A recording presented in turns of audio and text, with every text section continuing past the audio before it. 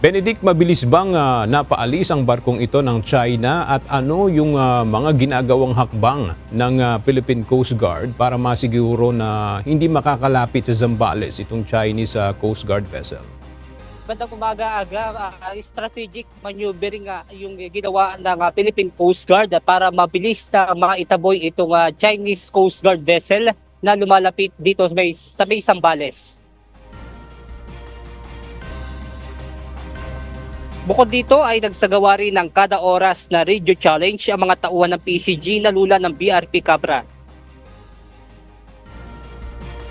Coast Guard vessel 3103. This is Philippine Coast Guard vessel BRP Cabra MRRB 4409. You are advised that you are currently sailing within the Philippines Exclusive Economic Zone, approximately 19 nautical miles west by south of Colnex Point, Zambales, Philippines.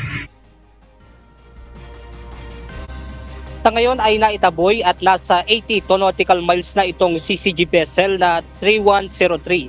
Patuloy din ang monitoring ng PCG sa naturang barko ng Chinese Coast Guard. Nanindigan naman ng PCG na patuloy yung gagawin nilang pagbabantay sa ating teritoryo na hindi magkakaroon ng tensyon. At yan muna ang ating update mula rito sa Maynila. Balik sa inyo dyan, Aga. Maraming salamat, Benedict Samson.